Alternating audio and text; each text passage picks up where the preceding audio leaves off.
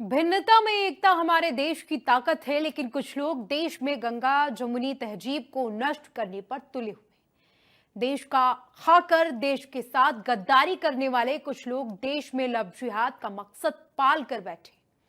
सवाल है कि कौन लोग हैं जो विदेश से मिले पैसों पर देश में सामाजिक समरसता को भंग करना चाहते हैं, वो भी आईएसआईएस मॉड्यूल पर, लश्कर ए तैयबा की शह पर। आखिर ये क्यों केरला स्टोरी जैसी स्टोरी को अंजाम देने के बारे में सोच रहे। अवैध धर्मांतरण को लेकर अभी छांगुर की काली करतूतों पर पूरी तरीके से लगाम नहीं लगी थी, पूरी तरीके से भांडाफोड़ नहीं हो पाया था कि अब आगरा में ऑपरेशन ताज जैसा अवैध धर्मांतरण का मामला सामने है। ये छांगुर से कई गुना बड़ा है और खौफनाक तरीके से अवैध धर्मांतरण में सक्रिय था। इसका नेटवर्क 6 राज्यों में फैला हुआ था।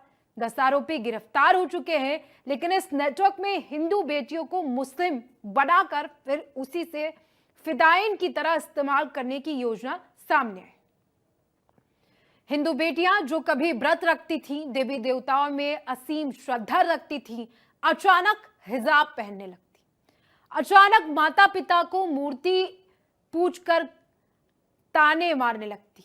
कहती हैं कि आप मूर्ति की पूजा क्यों करते हैं। तो सोचिए इन माता पिता पर क्या बीतती होगी। ये कहानी आगरा की 2 बहनों की है जो अचानक घर से गायब हो जाती है। गुमशुदगी की जांच हुई तो इसके पीछे अवैध धर्मांतरण का गैंग सामने आया, जिसमें विदेश से फंड मैनेज करने का काम कोई और देखती थी, लीगल कोई और देखता था, बहलाने भड़काने और ट्रेनिंग का काम कोई और देखता था। हिंदू बेटियों पर आने वाले खतरों को देखते हुए यूपी के मुख्यमंत्री योगी आदित्यनाथ के निर्देश पर यूपी में मिशन अस्मिता अभियान चलाया जा रहा है और इस अभियान के तहत ऐसे अवैध धर्मांतरण गैंग की लगातार पोल खोली जा रही है। लगातार इन जैसे अपराधियों पर एक्शन लिया जा रहा है। रिपोर्ट देखिए। देश में कई छांगुर, नेटवर्क होने लगा चूर चूर। केरला जैसी स्टोरी, मुसलमान बनाने की थ्योरी। आगरा में साजिश धर्मांतरण, मकसद देश का इस्लामीकरण। यूपी में अभी बलरामपुर के जलालुद्दीन उर्फ छांगुर के अवैध धर्म परिवर्तन के रैकेट को अभी सुरक्षा एजेंसियां तोड़ भी नहीं पाई थी कि आगरा में उससे भी चौंकाने वाला मामला सामने आया। ऑपरेशन ताज की यह कहानी काफी खौफनाक है। यह धर्मांतरण गैंग छांगुर से भी खतरनाक है और आईएसआईएस की तर्ज पर काम कर रहा था। जी हां, आगरा में 2 बहनों की गुमशुदगी की जांच ने इस संगठित धर्मांतरण गिरोह का खुलासा कर दिया। इस गिरोह का जाल 6 राज्यों में फैला हुआ था। पुलिस ने इन 6 राज्यों से 10 आरोपियों को गिरफ्तार किया, जिसमें गोवा की आयशा उर्फ एसबी कृष्णा, कोलकाता के अली हसन उर्फ शेखर रॉय और आगरा के यूट्यूबर रहमान कुरैशी शामिल हैं। ये गिरोह नाबालिग लड़कियों को प्रलोभन और प्रेम जाल के जरिए रेडिकलाइज कर धर्मांतरण कराता था। आगरा के धर्मांतरण मामले में 10 आरोपियों की गिरफ्तारी हुई है, जिसमें आयशा गोवा से गिरफ्तार हुई, जिसको मेन मुखिया के तौर पर आगरा पुलिस देखी जा रही है। ऐसे में एक दूसरी गिरफ्तारी रहमान की हुई, जो कि आगरा के सराय ख्वाजा हनुमान गली का रहने वाला है। उसके बारे में जब इंडिया न्यूज की टीम पड़ताल करने की पहुंची तो ऐसे में एक बड़ा खुलासा सामने आया कि रहमान एक यूट्यूब द सुन्ना चैनल चलाता था, जिसमें वो इस्लामिक से रिलेटेड तमाम पॉडकास्ट जो है फिजिक्स को लेकर दिए जाते थे। तमाम वीडियोस यानी कि 1500 से ज्यादा वीडियो इस यूट्यूब अकाउंट में पड़े हैं और सब्सक्राइबर की अगर बात की जाए तो 1.69 लाख सब्सक्राइबर रहमान के थे। इस नेटवर्क का सबसे खतरनाक चेहरा था अब्दुल रहमान कुरैशी। कुरैशी यूट्यूब चैनल और सोशल मीडिया के जरिए नाबालिग लड़कियों का ब्रेन वॉश करता था। इस्लामिक शिक्षा के नाम पर वो लड़कियों को कट्टरता की ओर ले जाता और फिर जिहादी विचारधारा से जोड़ता था। इसी गिरोह में कोलकाता से पकड़ा गया ओसामा भी अहम भूमिका निभाता था। दोनों मिलकर लड़कियों को उकसाते थे। फिल्म द केरला स्टोरी की तरह देश में धर्मांतरण कराने वाले गैंग तक पुलिस की टीमें जब पहुंची तो उसने 10 आरोपियों को शिकंजे में ले लिया। अब्दुल रहमान को पुलिस ने दिल्ली से गिरफ्तार किया। अब्दुल रहमान फिरोजाबाद का रहने वाला था। 1990 में इसने धर्म परिवर्तन किया था। 2021 में कलीम सिद्दीकी नाम के शख्स को एटीएस ने गिरफ्तार किया था। पहले वो ही अवैध धर्मांतरण का रैकेट चलाता था। कलीम सिद्दीकी के जेल जाने के बाद पूरा सिंडिकेट अब्दुल रहमान ही चला रहा था।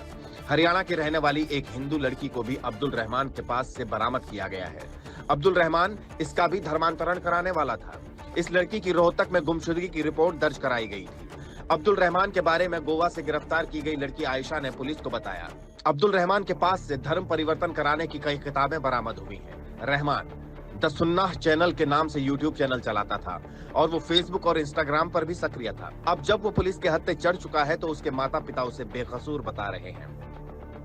ऐसे में आगरा पुलिस की गिरफ्तारी के बाद तमाम बेहद चौंकाने वाले खुलासे रहमान को लेकर कहे हैं, लेकिन एक तरफा दूसरी तरफ अगर तस्वीर की बात की जाए तो माँ बाप को आज भी लगता है कि रहमान का फंसाया जा रहा है साजिश के तहत, लेकिन आगरा पुलिस दस्तावेज के आधार पर रहमान की 10 दिन की रिमांड न्यायालय से ले चुकी है।